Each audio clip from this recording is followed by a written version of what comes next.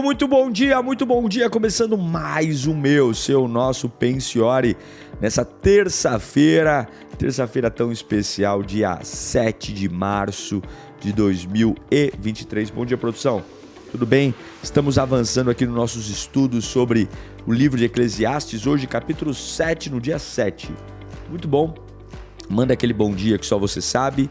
Lembrando que eu estou em Israel, então você pode sempre estar vendo no meu Instagram para onde eu estou indo, o que eu estou fazendo. Nós vamos ter momentos de oração, momentos de busca, e eu quero que você esteja comigo, imerso nessa viagem tão poderosa, e eu tenho certeza que Deus vai pegar você. Então já deixa seu like, se inscreva no canal. Tem muita gente que assiste o programa e não deixa o like. O like é muito importante porque deixa para o YouTube a mensagem que a gente é relevante. E aí ele vai gratuitamente entregando, recomendando o programa para mais pessoas. Tá animado, produção? Muito bom, muito bom. Hoje, capítulo 7 de Eclesiastes, a gente está estudando e eu estou muito feliz pelos feedbacks que a gente vai recebendo. E se você tem aprendido, posta nos seus stories, né, um versículo que mais te marcou, né, alguma reflexão que tocou teu espírito. A Bíblia é um livro vivo, então enquanto a gente está aqui estudando, não é só um estudo da palavra, mas ele vai falando com você, vai tratando tua alma, tuas feridas, teus medos. Isso é poderosíssimo. É ou não é, produção? A produção falou que é exclusivo para cada um, e por isso que a mensagem, cada um fala que é para si. Precisa arrumar um microfone para você, quando falar, sair aqui no ar. Vamos lá então, vamos estudar a palavra de Deus. Obrigado pelos bons dias, obrigado pelas palavras. Então nós vamos estudar hoje o capítulo 7 de Eclesiastes, escrito pelo rei Salomão no final da sua vida.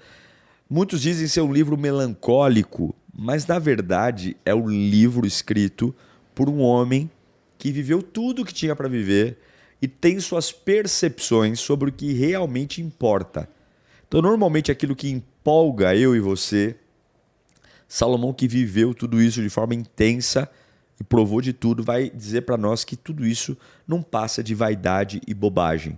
Então é bacana você ouvir, né, ou ler sobre o homem da envergadura de Salomão, para que a gente tenha um destino e uma percepção de construção de vida diferente da dele, né, que se entregou a tanta coisa e no final fica o sentimento de que tudo isso foi uma grande bobagem. Tá? O capítulo 7 de Eclesiastes, ele vai falar sobre o equilíbrio das emoções. Tá? No capítulo 7, Salomão apresenta exatamente 7 coisas excelentes que a gente tem que parar para pensar. 7 itens. E o objetivo dele é que a gente reflita sobre algumas questões da vida e encontrar remédio para os erros cometidos pelas aflições que a própria humanidade nos traz. Tá? Então ele vai falar sobre a importância do bom nome, ele vai falar sobre o dia da nossa morte, que é um dia importante, que a gente precisa parar para pensar, ninguém pensa. Ele vai falar sobre o velório, ele vai falar sobre que melhor é a tristeza. Aqui no capítulo 7 ele vai falar sobre o valor da repreensão. Também vai dizer que o fim é melhor que o começo, e termina as 7 coisas falando sobre a importância da paciência. Tá? Eu dividi o estudo do capítulo 7 de Eclesiastes em 4 blocos principais. Nós vamos estudar o primeiro bloco, o versículo 1 ao 6, e eu dei o nome desse bloco de O Valor de um Bom Nome. O bloco 2, do versículo 7 ao versículo 10, Tristeza e Alegria. O bloco 3, do versículo 11 ao versículo 22, Vantagens da Sabedoria. E o último bloco, do versículo 23 ao versículo 29, O Mal do Pecado. Ok? Bora lá, produção? Vamos trabalhar? Então vamos lá, primeiro bloco do Eclesiastes 7, nós vamos estudar o versículo 1 ao 6. Vamos à leitura. O bom nome é melhor do que o perfume finíssimo. O que é o bom nome, produção? Boa reputação, exatamente. É como as pessoas veem você. como as pessoas te enxergam. Então, melhor que um perfume aí da Jequiti, da Boticário, da Ferrari, é você ter um bom nome. Tem muita gente cheirosinho aí, mas que não tem nome. E o dia da sua morte é melhor do que o dia do seu nascimento. Eita. Vou tomar uma água agora depois dessa. É melhor ir a uma casa onde há luto do que uma casa onde há festa. Pois a morte é o destino de todos. Os vivos devem levar isso a sério. A tristeza é melhor do que o riso, porque o rosto triste melhora o coração. O coração sábio está na casa onde há luto, mas o do tolo na casa onde há alegria. É melhor ouvir a repreensão de um sábio do que a canção dos tolos. Tal como o estado de espinhos debaixo da panela. Tal como o estalo de espinhos debaixo da panela, assim é o riso dos tolos. Isso também não faz sentido. Então, aqui Salomão vai falar sobre algumas coisas que para nós, na nossa sociedade, são tidas como coisas que a gente não quer pensar, que a gente não quer falar, não queremos encarar. Primeiro ele fala do bom nome, que é melhor que o bom perfume. Isso aqui, gente, é algo importantíssimo. Zele pelo seu bom nome. Prometeu, cumpra. Está devendo, pague. Fez um voto, cumpra. Diz que ia chegar no horário, chegue. As pequenas falhas de promessa vão trazendo uma descredibilidade e isso não consegue ser recuperado fácil. A quebra da confiança, a quebra da aliança. Então, por isso que Salomão está falando, para de querer ter uma vida irresponsável. Preserva a tua palavra, preserva teu bom nome, preserva aquilo que você diz que é a fazer. Isso aí é melhor do que um perfume cheirosinho. Tá? Depois ele vai falar sobre o dia da morte, que é melhor que o dia do nascimento. Por quê? Porque exatamente concluir é mais importante que terminar. Né? Quando a gente nasce, na maioria das famílias, há uma festa. Né? A enxoval da criança, parentes vêm visitar, né? Nos nossos dias, a postagem na internet, com quem parece, né? Que gracinha, que maravilha, né? Tudo do bebê é maravilhoso, o cocô do bebê é maravilhoso, o xixi do bebê é maravilhoso, o choro do bebê, mas uma criança, um bebê não é nada. Ele não tem mérito algum, ele não tem história nenhuma. E nós já vimos bebês fofinhos, maravilhosos, se tornarem assassinos, se tornarem pedófilos, se tornarem bandidos. Né? Todo criminoso foi um bebê fofinho. Todo marginal, ou seja, pessoas que vivem à margem da sociedade, foi um cuticute na maternidade. Então, mais importante do que o dia de como eu nasci, que tem toda uma euforia dos meus pais, da minha família, é o dia que eu vou morrer. É o que vão falar à beira do meu caixão. É o que vão dizer ao lado da minha esquife. Que tipo de lembrança? Se vai ser um sentimento de alívio, né? Vai tarde, praga. Ou se vai ser um sentimento de, meu Deus, né? Que falta vai fazer. Mas olha o legado que deixou. Então, é essa reflexão que Salomão está trazendo. E aí ele vai dizer que é melhor você ir a uma casa que há luto do que uma casa que há festa. Por que essa melancolia? Não é que ele está desprezando a festa. É que a festa não nos faz refletir sobre nada. A festa não nos confronta. A festa não nos traz a realidade da vida. A festa não revela o tempo que estamos perdendo com coisas desnecessárias. Muito pelo contrário. Todo mundo que vai num velório, todo mundo que vai numa festa ou numa casa que há luto, é forçadamente empurrado a pensar sobre sua própria vida, sobre seus valores, sobre afeto, sobre amor, sobre empenho, sobre dinheiro, sobre dar flores em vida para alguém. Então, o luto é um lugar que ninguém quer estar, mas ele nos obriga a refletir sobre como estamos vivendo. E é por isso que Salomão está falando, olha, que algumas vezes é importante estar num lugar de luto. Ninguém gosta de visitar um cemitério, né? Mas deveria ser um hábito. Ai, pastor, Deus me livre, cruz credo, está amarrado. Está amarrado não. É importante ir num cemitério para você se deparar com a realidade da vida. Porque a realidade da vida não é que você está indo para festas constantes. Você está caminhando para o fim. Você está caminhando para o fim. E deveríamos ter isso em mente. E aí ele vai dizer, né, que a morte é o destino de todos e os vivos devem levar isso a sério. A tristeza é melhor do que o riso. Ele está falando aqui das reflexões, né? Porque o rosto triste melhora o coração. Um coração sábio está na casa do luto, que é o que eu já falei para vocês. É melhor ouvir a repreensão de um sábio do que canção de tolos, né? É melhor ser confrontado por uma análise da vida do que viver, né? Vai rolar a festa, vai rolar. Tá aí um monte de tolo pulando o carnaval, né? Pulando o carnaval. Eu não sou contra a festa. Mas o que Salomão está falando é, não deixe a festa encobrir suas responsabilidades. Né? Tem gente que vive de festa em festa, de balada em balada, de porre em porre, né? Ao preço de não entender que sua vida profissional está um fracasso, sua família está um lixo, sua saúde está uma porcaria, né? Mas de porre em porre, de cama em cama, a pessoa vai sobrevivendo, ignorando, né? E aí ele fecha dizendo que, tal como o estalo de espinhos debaixo da panela, assim é o riso dos tolos. E isso também não faz sentido. Ou seja, o que é o estalo de espinhos debaixo da panela? Significa? Quem ouve estalo de espinhos debaixo da panela, dá a impressão que tem fogo debaixo dela. Está esquentando.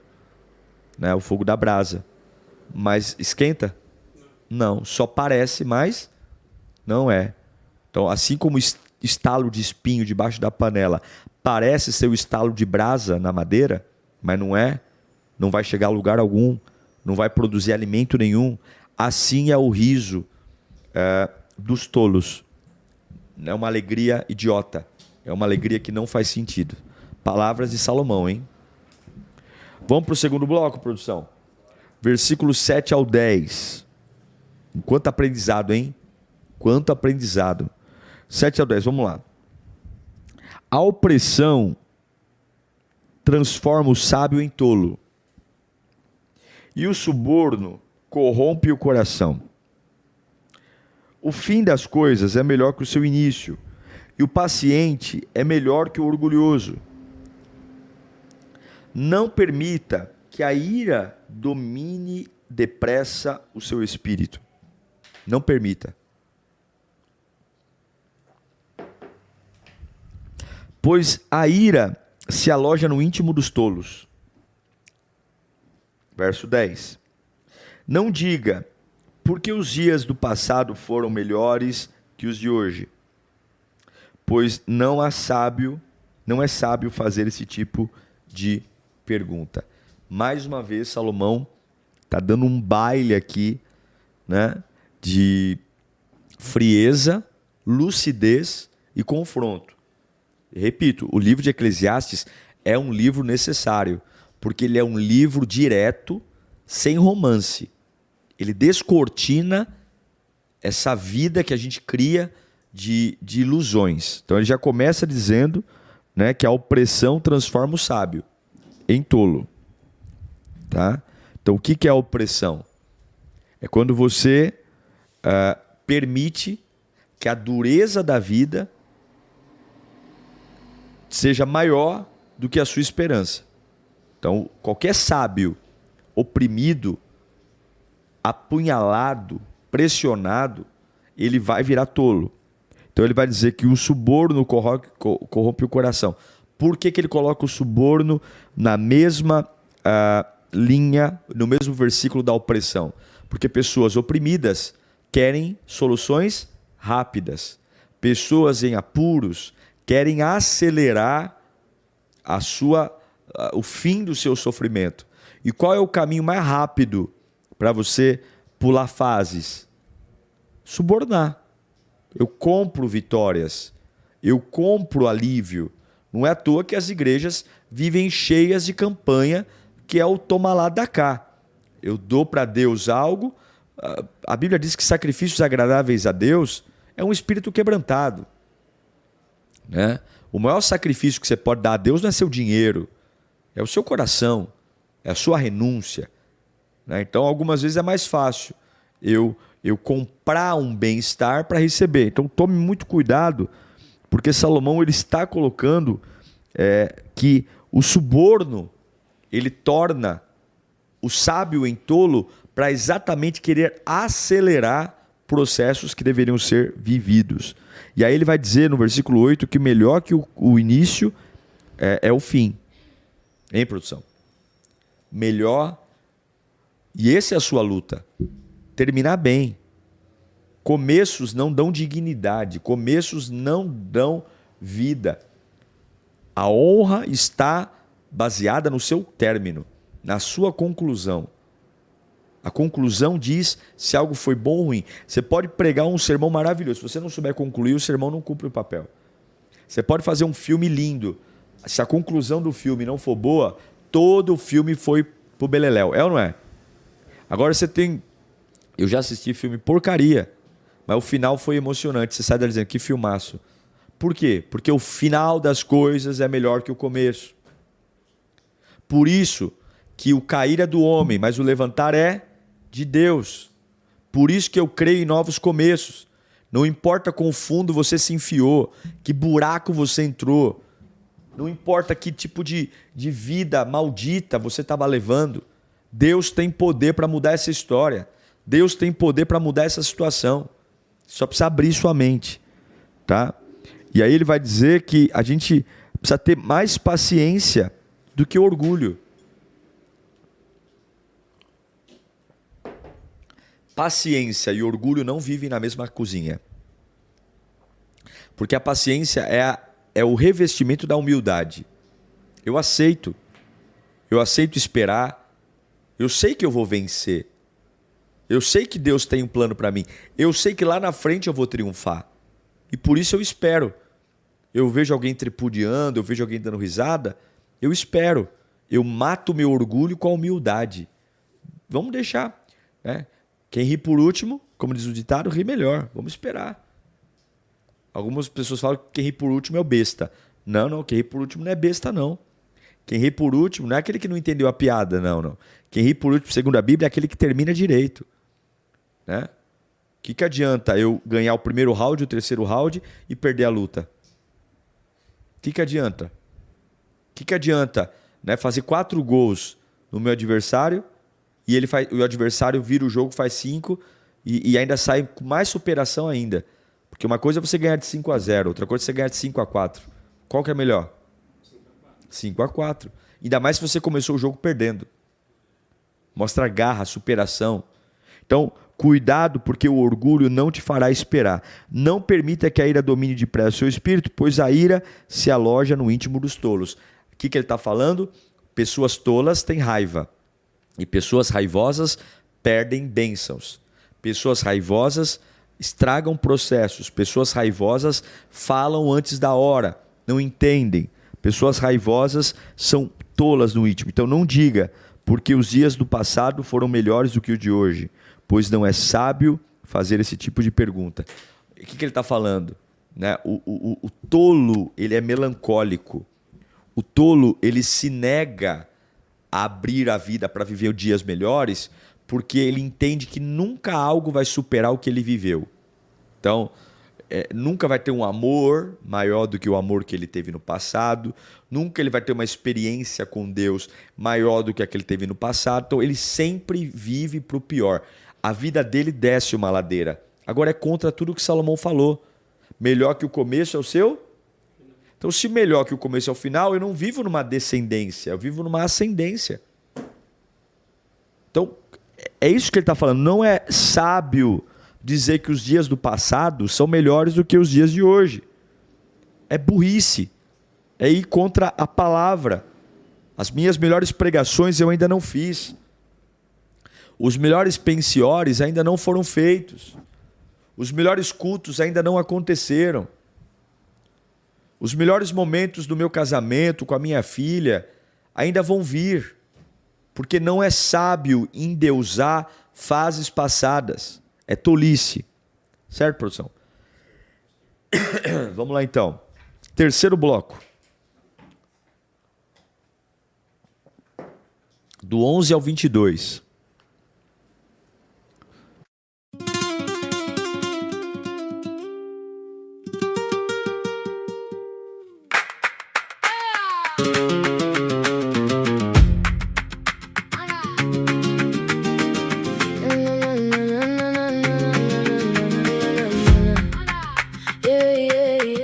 J'entre avec la poussière sur mes bottes, sur la langue. Ton regard fait des éclairs, moi je garde la cadence. Les murs ont vu mes nuits, les doutes et les serments. J'ai le feu dans les mains et le sel dans le sang. Tu dis que c'est trop tard, mais je lis ton frisson. Quand la porte se referme, tu cherches mon nom.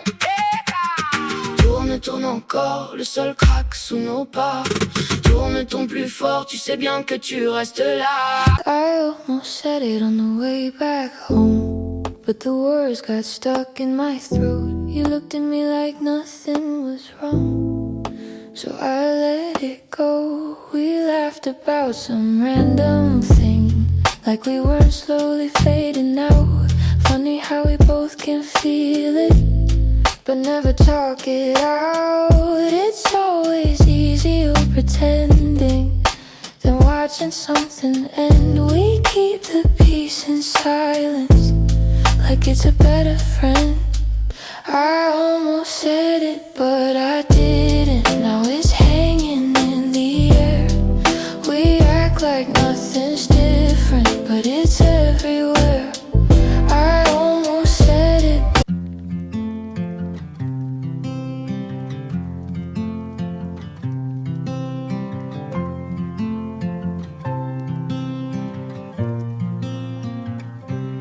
They said I'd break in heavy weather, bend too far and lose my shape.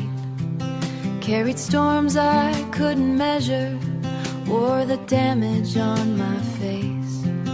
Tried to hide the cracks and fractures, like they made me less than whole.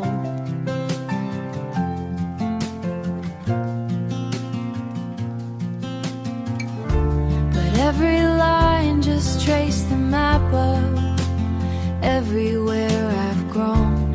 I was waiting for a rest.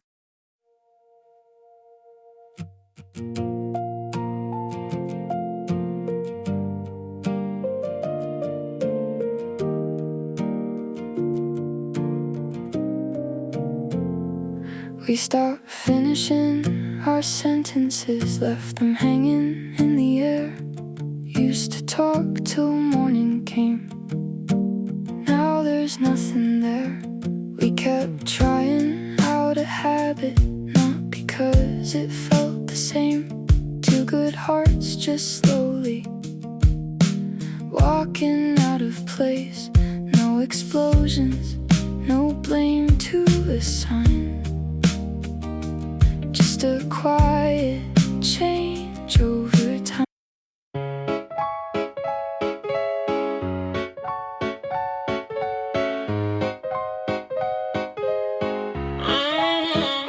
I wake up tired before the day starts. Coffee cold, same loop, restart. Everybody moving like they got a map. I'm just trying not to collapse. Notifications feel like pressure. Even silence got weight now. Smiling just to look better while I'm falling through the crowd. They say you're doing fine, just keep it up, but they don't see what it costs. If this is what it takes to win, I think I'm already lost. I got a burnout halo, glowing under broken sleep.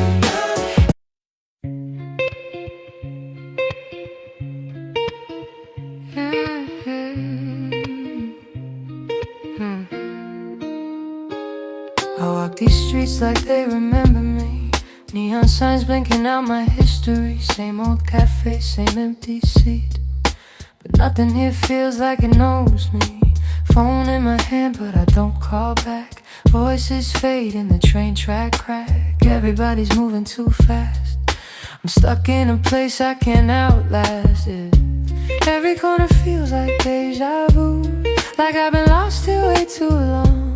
Even the silence hums your tune, but I can't tell what went wrong. This city knows my name too well, but never asks.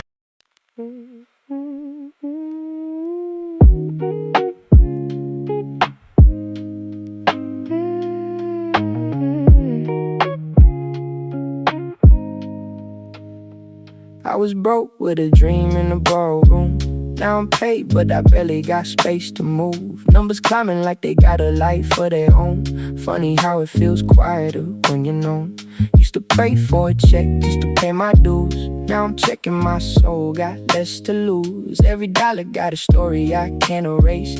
Every win got a shadow I gotta face. I bought time, but I sold my nights. Chased the glow, now I miss the light. What's the worth if I lose my name in the balance sheet again? What's the cost? You want a house with quiet mornings.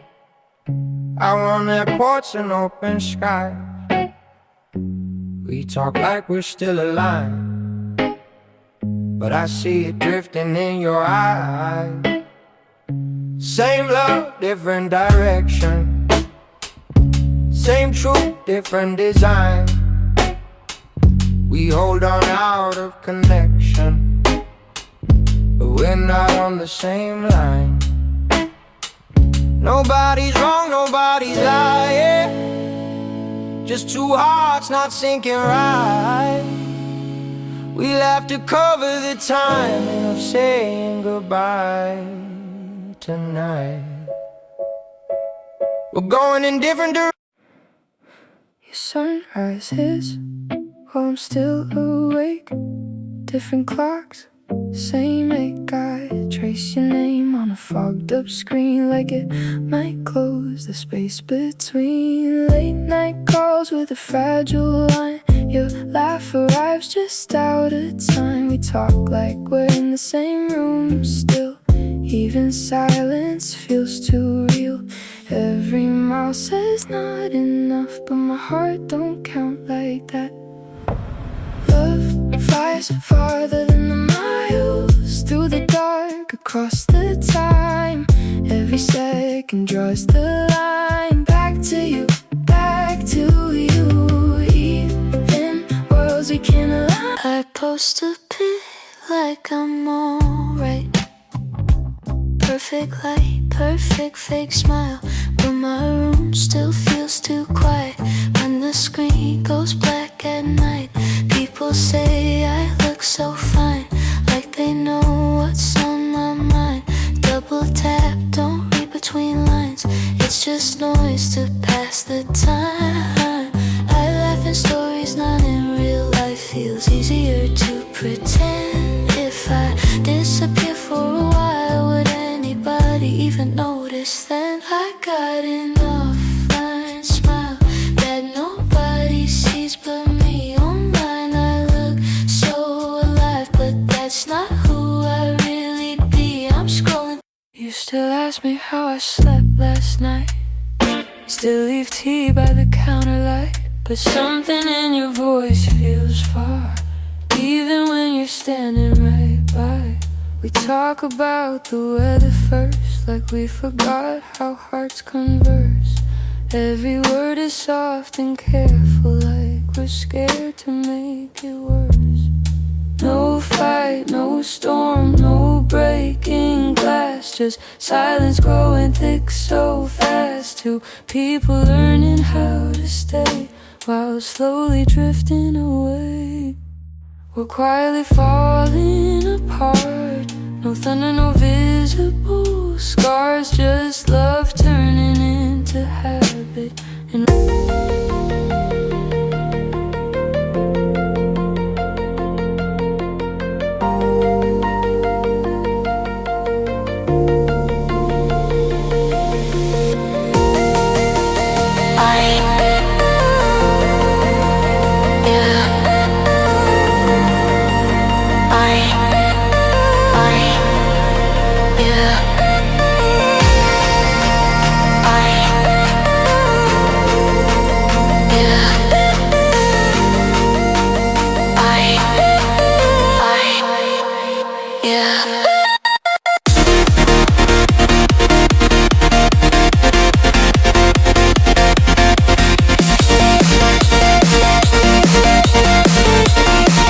Vamos lá.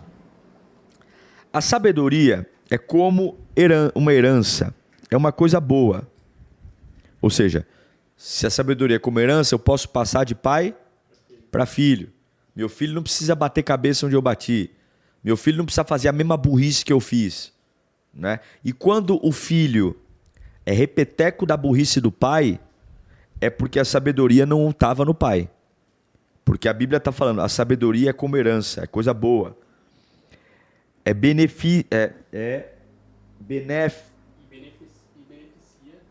Que a minha letra é tão pequenininha aqui. E beneficia aqueles que veem o sol. A sabedoria oferece proteção, como faz o dinheiro. Mas a vantagem do conhecimento é esta: a sabedoria preserva a vida de quem o possui. Considere o que Deus fez. Quem pode endireitar o que ele fez torto?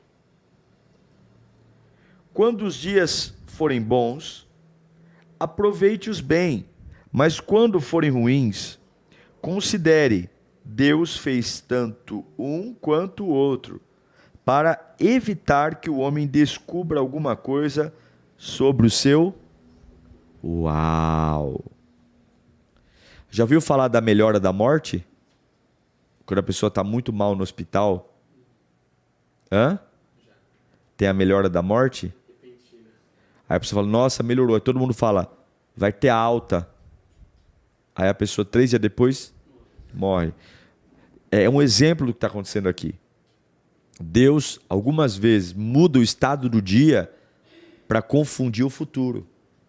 Para algumas vezes eu vou morrer, mas eu deixo todo mundo achando que eu vou viver. E algumas vezes eu vou viver e Deus faz todo mundo achando que eu vou morrer. Já eu comento melhor sobre isso. Nesta vida sem sentido, eu já vi de tudo. Um justo que morreu apesar da sua justiça e um ímpio que teve vida longa apesar da sua impiedade. Não seja excessivamente justo.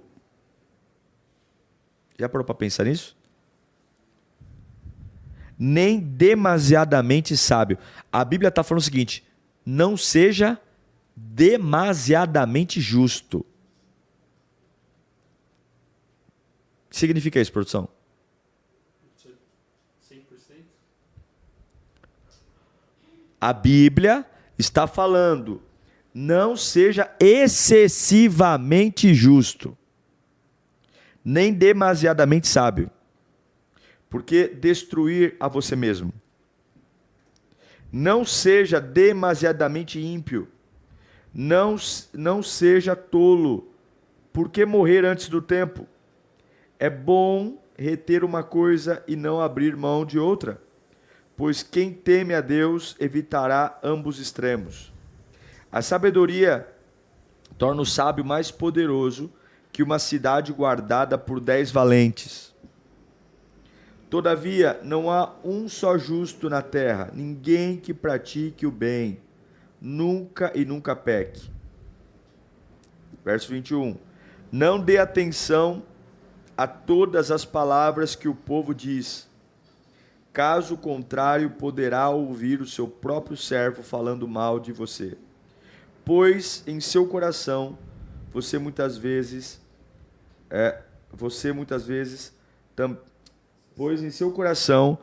sabe que muitas vezes você também falou mal dos outros. Meu Deus, muita coisa aqui.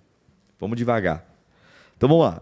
Versículo 11, ele vai destacar para a gente que a sabedoria é uma herança que beneficia todos aqueles que têm. É uma proteção. Então, a sabedoria faz dinheiro, a sabedoria, ela leva vantagem do conhecimento. Né? Você vê, tem muita gente que fez 1 bilhão de faculdades e está desempregado. E tem pessoas que ficaram milionárias sem fazer uma faculdade. Porque a sabedoria faz dinheiro, mas o dinheiro não faz sabedoria. Então, a sabedoria é uma proteção. A Bíblia diz, faz dinheiro e leva vantagem sobre o conhecimento, e ela preserva a vida de quem possui. O sábio vive melhor, não é o acadêmico. Claro, eu posso juntar o meu conhecimento com sabedoria, mas a sabedoria vem de Deus. Então, a sabedoria vem do Pai. No versículo 12, não precisa ir projetando aí não, tá, produção? Nessa parte. Considera o que Deus fez. Quem pode endireitar o que fez torto? Então aqui, lá no versículo 13, ele vai dizer para você o seguinte, que Deus, ele fez o dia bom e o dia ruim. E isso não tem nada a ver com mérito. Todo mundo, do mais sábio ao mais tolo, vai viver dias bons e dias ruins. E por que Deus fez dias bons e dias ruins? Para que o homem não tenha domínio sobre o seu futuro. Então não tem benzedeira, cartomante, não tem.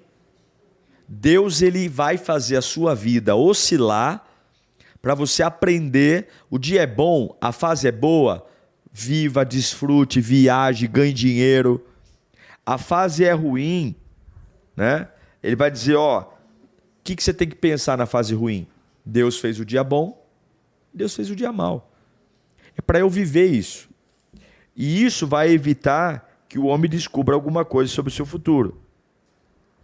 Aí ele vai dizer o seguinte, que a vida nem sempre é uma matemática exata, porque ele já viu pessoas justas morrerem cedo, e ele já viu ímpios terem uma vida longa, apesar da sua impiedade. E aí ele vai dizer, não seja excessivamente justo. O que é ser excessivamente justo? Pensa num guarda de trânsito. Está lá um guarda de trânsito. O guarda de trânsito está lá para cumprir o quê? A lei. Aí vai uma pessoa que atropela um pedestre, certo? E sai correndo. E o pedestre está lá estirado no chão. E o guarda de trânsito está lá. Se o guarda de trânsito for excessivamente justo, ele vai ignorar o fato do pedestre atropelado estar no chão para ir atrás do bandido que atropelou o pedestre, porque ele tem que prender, ele tem que cumprir a lei. Só que o preço dele cumprir a lei, dele ser excessivamente justo, é não socorrer uma pessoa que está no chão. Por isso que antes da justiça vem o quê? A misericórdia. Quando eu sou excessivamente justo, eu não permito a misericórdia. Então, quando eu sou excessivamente justo, eu posso ter tanto objetivo de fazer a justiça, que eu esqueço a misericórdia. Eu esqueço a misericórdia. Então, uma pessoa excessivamente justa, ela é intolerante, ela não tem flexibilidade, né? Ela é ferro e fogo.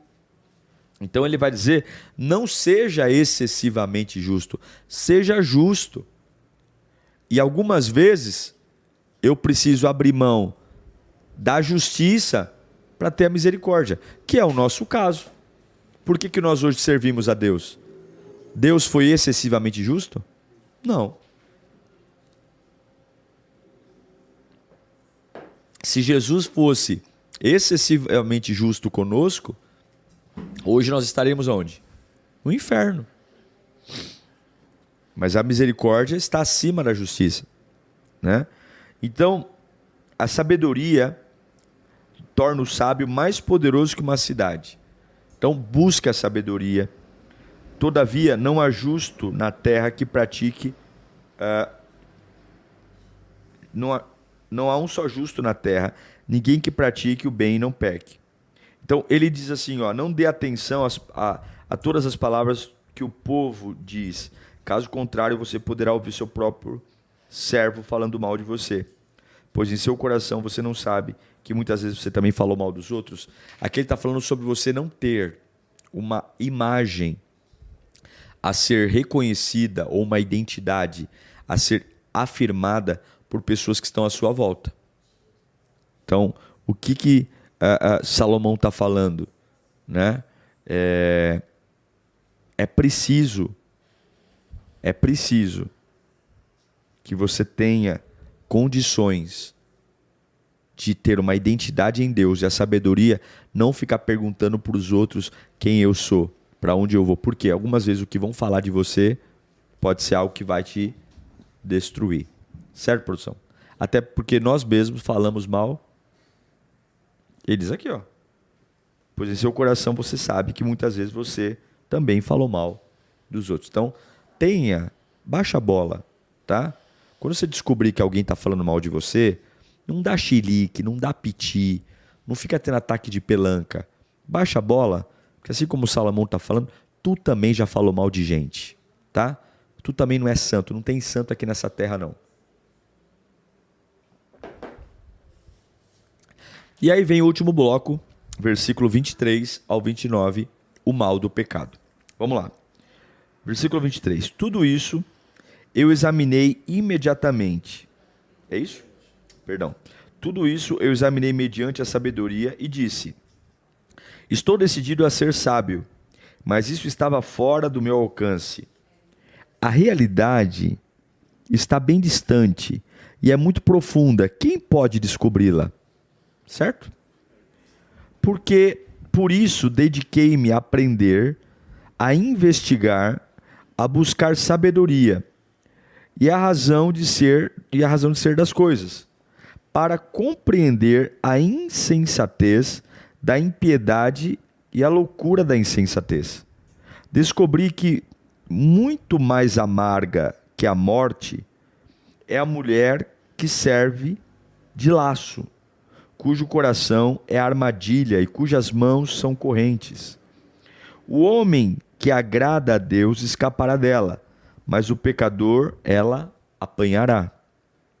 Veja, diz o mestre, foi isto que descobri.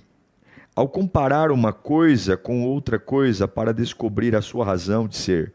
Sim, durante essa minha busca, que ainda não terminou, entre 1000 homens descobri apenas um julgo digno. Um que julgo digno, mas entre as mulheres não achei uma sequer. Assim cheguei a esta conclusão: Deus fez os homens justos, mas estes foram em busca de muitas intrigas. Eita, a mulherada deve estar brava agora. Vamos lá, vamos comentar aqui o mal do pecado, tá? Então ele começa falando sobre que a sabedoria é uma decisão, tá? Que estava fora do nosso alcance. Então a sabedoria vem de Deus.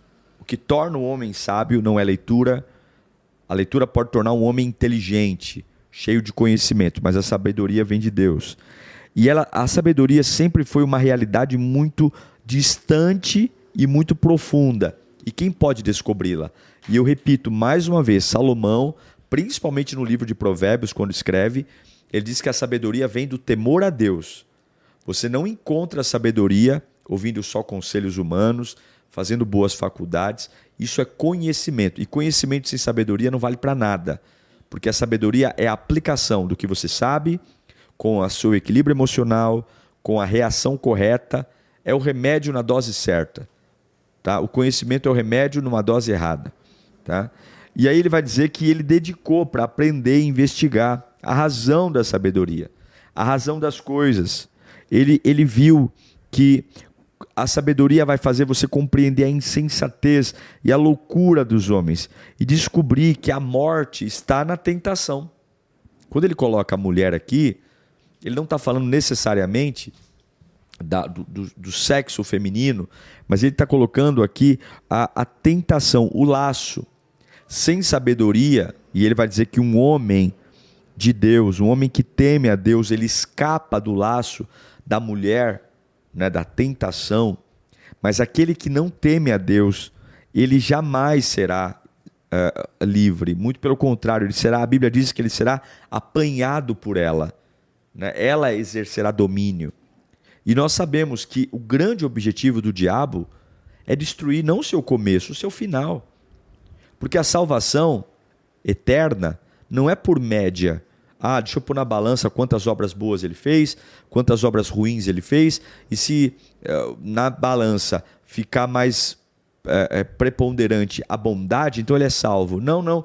A salvação não é por média ponderada, a salvação não é por boas ações, a salvação é por como eu vou estar no dia que Jesus vier. Por isso que a Bíblia diz que aquele que está em pé, cuide-se para que não caia, aquele que, se essa mão te faz pecar, corte-a, e ele virá como um ladrão, sem avisar. Então não adianta nada eu ter um excelente começo, e aí Salomão está falando de que a armadilha vai me apanhar. E aí ele vai dizer, olha, o mestre diz, ao comparar uma coisa com outra, né, ao comparar a vida com morte, dinheiro com miséria, amor com ódio, ele vai descobrir que a razão de ser ainda não terminou. Né? Ele não entendeu. E entre 1000 homens descobrir que apenas um que julga o digno, né, que é Deus. Não tem pessoas dignas, não tem pessoas potencialmente para se salvar, né? E ele vai dizer que cheguei à conclusão, Deus fez homens justos, mas eles foram em busca de muitas intrigas, né? Então, nós nascemos para dar certo, nascemos para termos uma vida maravilhosa, mas optamos pelo pecado. E só uma opção do homem em seguir a Deus com sabedoria pode devolver ao homem a capacidade de seguir em frente, né? O mal do pecado nos assola, gente. Eu sei que existem muitas distrações hoje em dia, né? Muitas coisas aparentemente gostosas, bacanas, que nos inspira, né, a seguir, mas a verdade é uma só. Se a gente não pautar a nossa vida em Deus, se a gente não buscar a Deus, a gente está na roça, está na água da salsicha. Porque, lamentavelmente, a sua vida só é definida por como você termina. Então, nós falamos de 7 coisas aqui. Primeira, a importância de ter um bom nome. Cuide do seu nome. Cuide da sua reputação. 2, o dia da sua morte. É um dia que você tem que entender que vai definir tudo. E se vai definir tudo, tem que ser um dia em Deus. Terceiro, o seu velório. O velório. O seu velório não, o velório. Estar na casa de luto, estar na casa de um velório, né? Ir a ambientes de luto, não é de todo ruim, não. Vai trazer reflexões. Quarto, melhor a tristeza. A alegria é bacana, mas a alegria não agrega, a alegria não ensina. Uma pessoa que fica feliz consigo mesma o tempo todo é uma pessoa que não cresce. Eu cresço no confronto, eu cresço no desafio, né? Quinto, o valor da repreensão, né? A importância de ser confrontado. A sabedoria não vem quando você é alisado. A sabedoria vem quando você é confrontado. Sexto, o fim é melhor que o começo. Não é como você nasce, é como você morre. E último, a paciência, ela é uma virtude maior que o orgulho, né? Orgulhosos não têm paciência. Certo, produção? Mais um programa para conta. Vamos orar, gente? Coloca para mim, por favor, de tudo que eu falei aqui, o que mais chamou sua atenção, o que mais trouxe para você. Pastor, eu fiquei aqui, enquanto o senhor falava, refletindo, eu realmente preciso de uma direção, preciso de uma busca, e eu quero crescer aqui. Deixa eu orar por você. Pai, estamos aprendendo tanto com Salomão, meu Deus. Aprendendo tanto com um homem de fé. Um homem que escreve um livro que nos ensina tanto sobre suas percepções, suas falhas, seus erros, mas ao mesmo tempo nos encoraja a fazer diferente do que ele fez. Eu sei que algumas vezes estamos tão embebedados pelo momento, embebedados pela situação, que nos deixamos levar pela vida, né? Nos deixamos levar pela onda que está à nossa volta, mas que possamos refletir quem estamos nos tornando, que tipo de pessoa estamos sendo, que a tua glória e o teu poder nos alcance. Eu oro por todos que foram confrontados nesta manhã, que o Senhor nos dê graça, que o Senhor nos dê direção, que o Senhor nos livre de nós mesmos, que o Senhor nos ajude, Pai, a realmente termos uma vida que te agrada, uma vida que te bendiga, uma vida, Senhor, que cheguemos ao final da nossa carreira como Paulo, combatendo o bom combate, guardando a fé e completando a carreira, porque é isso que vale. Livra-nos, Pai, das paixões desse mundo, livra-nos das distrações, dá-nos um coração de servo, é o que eu te peço em nome de Jesus. Amém, amém, graças a Deus. Gente, uma alegria enorme estar com vocês. Amanhã, capítulo 8 de Eclesiastes, amanhã dia 8 de março, eu te espero aqui. Um beijo para você, um beijo no seu coração. Me segue lá no Instagram, hein? Eu tô em Israel, a gente tá passeando por tudo quanto é lado lá e vai ser uma grande, grande bênção ter você comigo. Tchau, até amanhã.